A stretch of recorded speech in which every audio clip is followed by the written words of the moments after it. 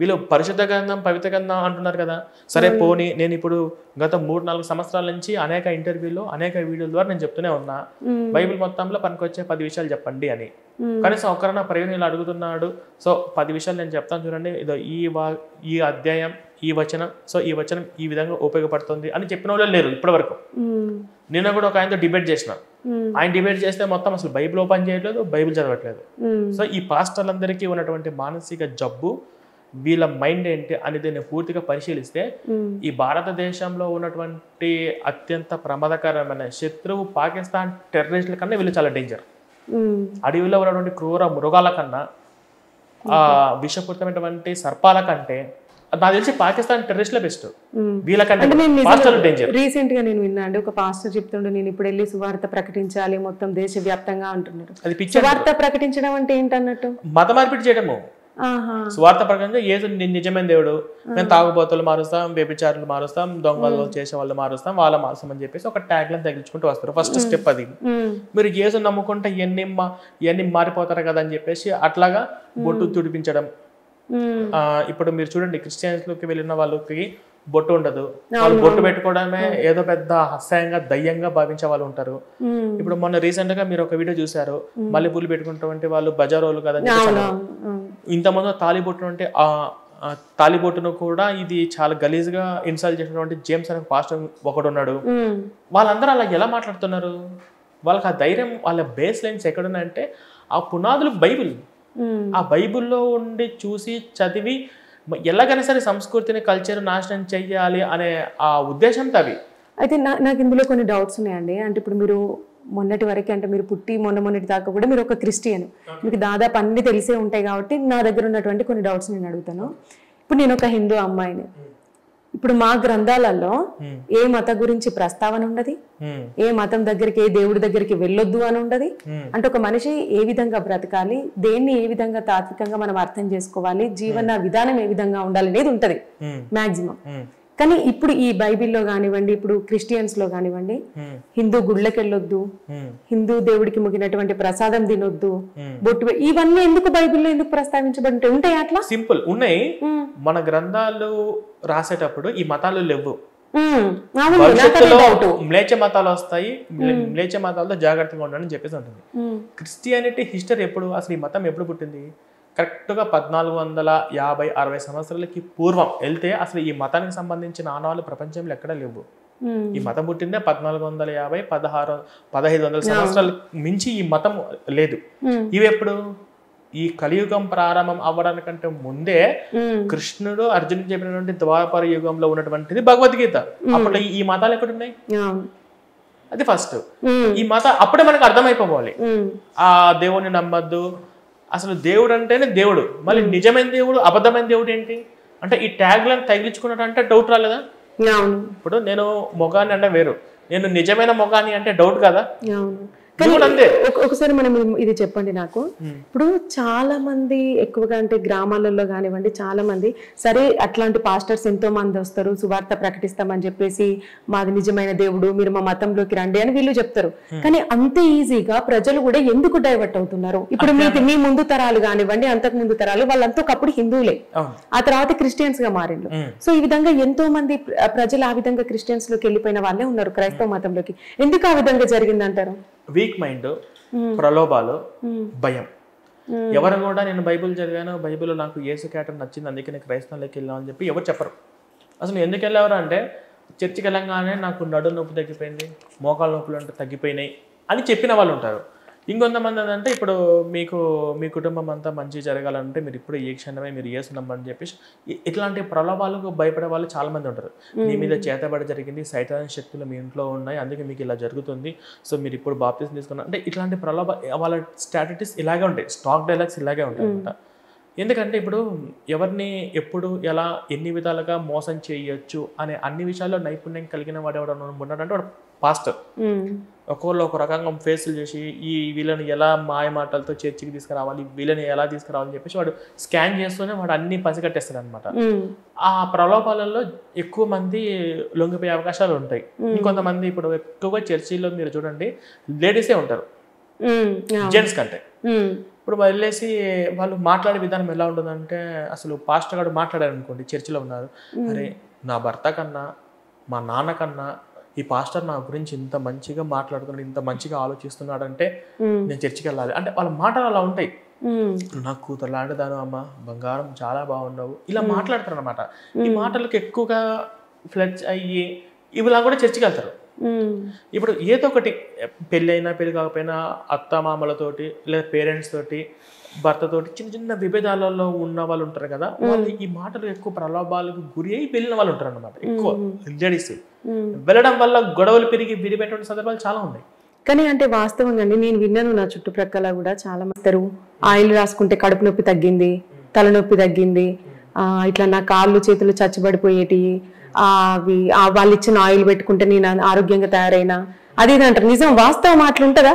అదే పాస్టర్ని తీసుకెళ్ళి చెప్పారు కదా, ఆ చర్చిలో పాస్టర్ని తీసుకొని హాస్పిటల్కి వెళ్దాం, 100% ఫిట్గా ఉన్నారా, బీపీ షుగర్ అన్ని చెక్ చేద్దాం, ఫిట్గా ఉంటారా గ్యారంటీ ఉందా? మొన్న కరోనా వైరస్లో 250 మంది పాస్టర్లు చనిపోయింది. నిన్న మొన్న ఒక పాస్టర్ ఫుల్గా తాగి ఆయన ప్రవీణ్ పగడాల యాక్సిడెంట్లో చనిపోయింది. అంతకుముందు ఇక్కడ ఉప్పల్ దగ్గర కూడా యాక్సిడెంట్, ఇంకో పాస్టర్ చనిపోయింది. అసలు గుర్రం జాషువా అనే ఒక పాస్టర్ కాలు విరిగి యాక్సిడెంట్ అయిందని చెప్పి నాకు డబ్బులు ఇవ్వండి అని చెప్పేసి ఫేస్బుక్లో డబ్బులు అడుక్కుంటున్నాడు. వీకేర్ నిన్న వచ్చిన ఛానల్లో కూడా నాకు మోకాళ్ళు చచ్చుబడిపోయి నాకు ఇట్లా ఏదో వచ్చింది అని చెప్పేసి వీకేర్ ఛానల్లో నిన్న పెట్టాను అనమాట వీడియో. నిజంగా పరిహారాలతో స్వస్థతలు జరిగితే విశ్వాసం దాకా పక్కన పెట్టండి, ముందు పాస్టర్లు ఆరోగ్యంగా ఫిట్గా ఉండాలి కదా. కొన్ని క్రిస్టియన్స్లో ఉన్న వాళ్ళందరూ కూడా 100% ఫిట్గా ఉన్నారా, ఆరోగ్యంగా అసలు డాక్టర్ అవసరం లేదా? అదే చెప్తున్నా, అది డ్రగ్ అండ్ మెడికల్ యాక్ట్ కింద ఆ మాట చెప్పిన వాళ్ళని వెంబడి అరెస్ట్ చేయాలి.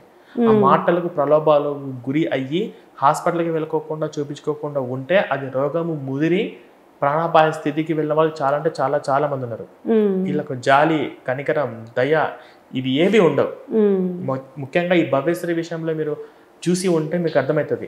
ఆ పాప బ్రెయిన్ ట్యూమర్తో తలనొప్పితో బాధపడుతూ ఉంటే వాళ్ళు వచ్చేసి యేసు ప్రభు బ్రెయిన్ లో సర్జరీ ఆపరేషన్ చేసేసాడని చెప్పేసి ఆ పాస్టర్ చెప్పాడంట. ఆ రికార్డ్స్ అన్ని ఉన్నాయి, మన ఛానల్లో వస్తాయి. సో నేను ఏమంటున్నానంటే, మొత్తము పాస్టర్ అనేవాడు అత్యంత విషపూరితమైనటువంటి ప్రమాదకరమైన వ్యక్తి. ఆ ముఠ, ఆ మత మార్పిడి ముఠ ఏదైతే ఉందో, వాళ్ళు ఏ గ్రామంలోకి వచ్చినా ఏ విలేజ్కి వచ్చినా దయచేసి దగ్గరలో ఉన్న పోలీస్ స్టేషన్లో కంప్లైంట్ ఇవ్వండి. వాళ్ళు ఒక జాంబీ వైరస్ లాగంటే వాళ్ళకు ఎక్కిందంటే పాస్ట్ అంటే సువార్త చెప్పాలి, సువార్త పరిచయం, వాళ్ళు మార్చాలి, అదే ఉంటుంది వాడికి.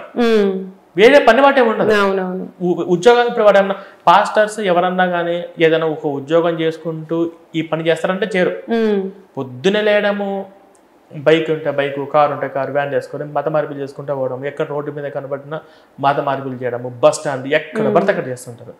అదొక రకమైనటువంటి మానసిక జబ్బు, చాలా ప్రమాదకరం అన్నమాట. వాళ్ళు ఏమంటే ఎక్కడ పడితే అక్కడ వాళ్ళని దగ్గరలో ఉన్న స్టేషన్లో కంప్లైంట్ ఇవ్వండి. ఇప్పుడు వీటి మీద దేశవ్యాప్తంగా కూడా మత మార్పిడి మీద, అక్రమంగా జరుగుతున్న వాటి మీద కూడా మంచి నిర్ణయాలు వచ్చాయి. ఇప్పుడు మొన్న SC/ST అట్రాసిటీ కేసు పెట్టాడు ఒక పాస్టర్, అది కేసు కొట్టేశారు. నువ్వు క్రిస్టియన్ కదా, నీ ఈ చట్టం వాడుకోనికి లేదు అని చెప్పేసి. ఇంకా మత మార్పిల మీద కూడా కొంతమంది పోలీసు వాళ్ళు యాక్షన్ తీసుకొని వాళ్ళని అక్కడి నుంచి చెల్లా చెదురు సందర్భాలు ఉన్నాయి. దేశవ్యాప్తంగా కూడా ఇట్లాంటి మంచిగా వస్తున్నాయి కాబట్టి చట్టాలు మనం ఉపయోగించుకుందాం. నేను ఇదే చెప్తున్నాను. అంటే ఇప్పుడు మీరు సరే, మీకు క్రైస్తవ మతం బైబిల్లో అబద్ధం అంటే చాలా అందులో రాసినవన్నీ బాగాలేవు, నాకు నచ్చలేదని మీరు అంటున్నారు కదా. ఇప్పుడు మీరు పూర్తిగా హిందువు అయ్యారా, కాలేదా? నేను పూర్తిగా హిందూ ఏం కాలేదు, స్టడీ చేస్తున్నాను. అంటే హిందూ గ్రంథాలు స్టడీ చేస్తున్నారా? అవును, స్టడీ చేస్తున్నాను. ఓకే, అదంతా మీకు పర్ఫెక్ట్ అని అనిపించిన తర్వాత మళ్ళీ హిందూ మతం స్వీకరిస్తారా? పర్ఫెక్ట్ అనిపించారంటే ఇక్కడ హిందుత్వంలో కొన్ని సిద్ధాంతాలు నాకు బాగా నచ్చాయి. ఇప్పుడు ఎవరు చేస్తున్న తప్పుకో వాళ్ళు శిక్ష అనుభవించాల్సిందే, కర్మ సిద్ధాంతం కర్మ వెంటాడుతుంది. ఏది కూడా ఇది ఉందా లేదా అనే విషయం పక్కన పెడితే కాస్త లాజికల్ గా అందుతుంది. ఇప్పుడు ఇంకొన్ని విధాలుగా ఎలా ఉంటాయంటే, ఇప్పుడు నేను పొద్దున్న రాముడి గుడికి వెళ్ళాను, మధ్యాహ్నం కృష్ణ గుడికి వెళ్ళాను, సాయంత్రం శివుని గుడికి వెళ్ళాను, రాత్రి ఆంజనేయ స్వామి గుడికి వెళ్ళాను, అక్కడికి వెళ్ళి రాకూడదు అని చెప్పేసి ఇట్లాంటి విభేదాలు లేవు.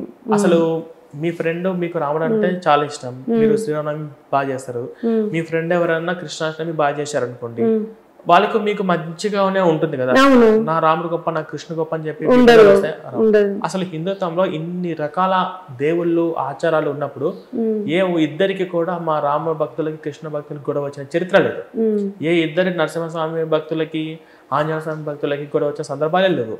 ఎందుకంటే ఏ దేవుడైనా ఎవరైనా ఒకటే. ఇది నాకు అంటే ఒకనొకప్పుడు అంటే ఇప్పుడు చరిత్ర వైజ్ మనం చూసుకుంటే శైవ భక్తులకు విష్ణు భక్తులకు మధ్య జరిగింది కానీ అది అప్పుడు కానీ ఇప్పుడు అటువంటివి ఏమీ ఎక్కడ లేదు. లేవు లేవు ఇప్పుడు శైవులకు వైష్ణవుల మధ్య ఎటువంటి విభేదాలు లేవు. లేదు లేదు ఇప్పుడు ఉన్నటువంటి యంగ్స్టర్స్ ఎవరైతే బ్రాహ్మణ వర్గంలో ఉన్నారో వాళ్ళు కూడా కానీ మీకు ఇప్పుడు తెలుసా మీరు స్టడీ చేస్తున్నా అన్నారు, ఇప్పుడు ఫర్ ఎగ్జాంపుల్ మీరు ఒక పూజ చేయించుకోవాలనుకున్నారు, ఫర్ ఎగ్జాంపుల్ శివాలయంకి వెళ్ళారు, అర్చన చేసుకోవాలంటే ఒక టికెట్, గర్భగుడిలోకి పోవాలంటే ఒక టికెట్, ఆ రుద్రాభిషేకం చేసుకోవాలంటే ఒక టికెట్, నార్మల్ గా పంచామృతాలతో అభిషేకం చేసుకోవాలంటే ఇంకో టికెట్. సో ఈ విధంగా ఉంటాయి. మళ్ళీ మీరు కొంచెం పలుకుబడి ఉండిపోతే ఎంత వేల మంది భక్తులున్నా మీకు ప్రత్యేక దర్శనం ఉంటది. సో ఈ విధంగా అంటే ఇన్ని వేరియేషన్స్ అంటే చూపిస్తా ఉంటారు అనమాట. ఇది నిజంగా అంటే మన గ్రంథాలలో గానీ ఎక్కడేం లేదు, ఇదంతా ప్రజలు అంటే ఎవరైతే ఈ ఆధిపత్యం ఉన్న వాళ్ళు ఉన్నారో ఒక పాయింట్ చెప్తాను. ఒక్క నిమిషం అండి. ఇప్పుడు ఈ విధంగా ఉంటది అంటే నార్మల్ గా భక్తులకు కూడా ఏదో దేవాలయంకి వెళ్ళి మన బాధ చెప్పుకొని ప్రశాంతంగా మొక్కుకుందాం అని అనుకున్నా కూడా ఇప్పుడు ఇన్ని రకాలే ఉన్నాయి. సో ఇదంతా అంటే ఎవరి చేతిలో ఉంది ఏంటి అనేది అంటే మనం ఏం చేయలేము, అది ఇప్పుడు ఆ విధంగా మారిపోయింది. బట్ ఇప్పుడు మీరు ఒక చర్చికి వెళ్తే అక్కడ ఒక లైన్ కట్టాల్సిన అవసరం ఉండదు, ప్రత్యేకంగా డబ్బులు చెల్లించాల్సిన అవసరం ఉండదు. అంటే అంటే దశమ భాగాలు అవి ఓకే, కాకపోతే ఇప్పుడు మీరు అక్కడికి వెళ్ళి అంటే దేవుణ్ణి పట్టుకొని మొక్కాలంటే ఉంటదా ప్రత్యేకంగా టికెట్ అట్లా డబ్బులు పెట్టడం అట్లా ఏమన్నా ఉంటదా? నేను దీనికి చెప్తాను అంటే ఫ్రీగా అవన్నీ ఉంటాయి కదా అని నేను అంటున్నాను. Okay okay. ఇప్పుడు హిందుత్వంలో ఏవైతే ఉన్నాయో చాలా గుళ్ళల్లో మనం ఒక హుండీలో కానికి వేయకపోయినా మనం దర్శనం చేసుకుని పోవచ్చు. కానీ అక్కడ ప్రసాదాలకు కానీ అక్కడ ఉన్నటువంటి స్టాఫ్ మెయింటెనెన్స్ కానీ కావాలి కదా, ఆ మెయింటెనెన్స్ కానీ డిమాండింగ్ గా ఇప్పుడు చెప్పుల దగ్గర మళ్ళీ చర్చిలోకి వెళ్ళిపోతుందంట కదా. అదే చెప్తున్నాను. ఇప్పుడు చెప్పుల స్టాండ్ దగ్గర ఉంటున్నాం, చెప్పుల స్టాండ్ కి ఇంత ఒక 10 రూపాయలు 20 రూపాయలు ఇద్దామని అనుకోండి. మరి అక్కడ ఆ వ్యక్తికి మనం అక్కడ పనిచేసే వ్యక్తికి డబ్బులు ఇవ్వాలి కదా, శాలరీ ఇవ్వాలి కదా మంత్లీ. ఆ తర్వాత లోపల ప్రసాదం చెయ్యాలంటే పులిహోర ఇవన్నీ కొనుక్కొచ్చి చెయ్యాలి కదా. మరి వీటికి ఎంత అన్ని ఇలాగా ఆ గుడి మెయింటెనెన్స్ కి ఉంటది, కానీ డిమాండింగ్ లేదు. డిమాండింగ్ అంటే ఎక్కడో లేదు. అదే మీరు చర్చి దగ్గరికి వెళ్ళండి, చర్చి దగ్గర ఖచ్చితంగా 10% ఇవ్వాలి అనేది డిమాండ్, అది బైబిల్లో ఉంది. మీరు చాలా మంది పాస్టర్లు మీరు దశభాగము ఇవ్వండి, ఇవ్వకపోతే మీకు అప్పులు తీరవు, మీకు బాధలు తీరవు, మీరు బాత్రూమ్ లో పడి ఏడ్చుకోండి, మీరు ఏమైనా చేయండి కానీ 10% కట్టాల్సిందే అని ఫోర్స్ చేసినటువంటి బెదిరించినటువంటి సందర్భాలు బయట చాలా వీడియోలు మనకు దొరుకుతున్నాయి. కల్వరి సతీష్ కావచ్చు, ఆయన మాట్లాడితే దశభాగం అంటాడు. ఇప్పుడు చర్చిలోకి వెళ్ళి కూర్చున్న తర్వాత ఇప్పుడు నేనే ఉన్నాను, నేను నా మిసెస్ నా బాబు ముగ్గురం చర్చికి వెళ్ళామనుకోండి, వాళ్ళు ఇట్లా ఒకటి పట్టుకొని వస్తారు కానుకలది. నేను ఇచ్చిన, నా భార్య ఇచ్చిన, నా కొడుకు ఇచ్చిన ప్రతి ఒక్కరి దగ్గరికి వెళ్తారు, ప్రతి ఒక్కరి దగ్గరికి. అట్లాగా ఇందులో హిందుత్వంలో డిమాండ్ లేదు. క్రిస్టియానిటీలో 10% కట్టాలి, వారం వారం కానుకలు ఇవ్వాలి, ప్రత్యేక కానుకలు ఉంటది, సంఘ కానుకలో ఉంటుంది, మళ్ళీ ఆల్ నైట్ ప్రేయర్స్ అని చెప్పేసి దానికి మళ్ళీ సపరేట్ గా ఉంటుంది. ఇలా అన్ని విధాలుగా క్రిస్టియానిటీలోనే ఎక్కువ ఉంటుంది. ఇప్పుడు హిందుత్వంలో కూడా వీటి గురించి ఫైట్ చేస్తున్నారు మన హిందువులే. మేము ఎందుకు డబ్బులు కట్టాలి? ఇప్పుడు తిరుమల తిరుపతిలో మేము ఉచిత దర్శనం చేసుకోవచ్చు. ఇప్పుడు ప్రత్యేక దర్శనం ఉండాలంటే నాకు తెలిసిన ఉండాలి అంటారు. ఫర్ ఎగ్జాంపుల్ ఇప్పుడు గుడి అంటే పవిత్రమైంది. ఇప్పుడు ఒక సూపర్ స్టార్ రజనీకాంత్ గుడిలో వెంకటేశ్వర స్వామి దర్శనం చేసుకుని వెళ్ళారు అనుకోండి, ఇప్పుడు ప్రత్యేక దర్శనం లేదు, క్యూలో నించోవాలి. అందరూ కలిసి రజనీకాంత్ చూస్తే డైవర్ట్ అవ్వదా? సో వాళ్ళకి విఐపి దర్శనం ఉండాలని చెప్పి నేను అంటాను. సెలబ్రిటీలు వచ్చినప్పుడు అప్పుడు గుడికి వచ్చే భక్తులు అంటే వాళ్ళ ఫోకస్ అనేది మిస్ అవ్వకుండా ఉండాలంటే విఐపి వాళ్ళకి సపరేట్ గా ఉండాల్సిందే. నేను దీనికి ఏకీభవిస్తాను, డైవర్ట్ అవుతారు. సో ఇక్కడ ఏంటంటే చర్చిలు ఏంటంటే ఖచ్చితంగా దశభాగం కట్టాలని బెదిరించిన సందర్భాలు పాస్టర్లు చాలా కట్టకపోతే బెదిరించైనా సరే నీ కుటుంబానికి ఏదో జరిగింది, నువ్వు పోయినసారి దశభాగం ఇవ్వలేదు అందుకే ఇలా జరిగిందని చెప్పి అవును. మనం ఏ కొంచెం వీక్ గా ఉన్నా, ఏ కొంచెము మెత్తగా ఉన్నా వాళ్ళు ఎన్ని రకాలుగా బెదిరిస్తారంటే అన్ని రకాలుగా బెదిరిస్తారు, బ్లాక్ మెయిల్ చేస్తారు. కాబట్టి ఈ గుడిలో ఇప్పుడు వచ్చేవాళ్ళు మళ్ళీ ఒకసారి ఆరో తెలియదు. అక్కడ ఒక బాండింగ్ అని, ఇప్పుడు చర్చికి వచ్చేవాళ్ళు ప్రతి ఆదివారం వస్తారు, ప్రతి శుక్రవారం వస్తారు, వాళ్ళకి ఏ ప్లేయర్ అందరూ వస్తారు. అక్కడ ఒక రిలేషన్, ఒక బాండింగ్ అనేది ఉంటుంది. కాబట్టి వీళ్ళు బ్లాక్మెయిల్ చేసి బెదిరించే సందర్భాలు ఉంటాయి. కానీ ఈ గుడిలో అనుకోండి ఉండదు కదా.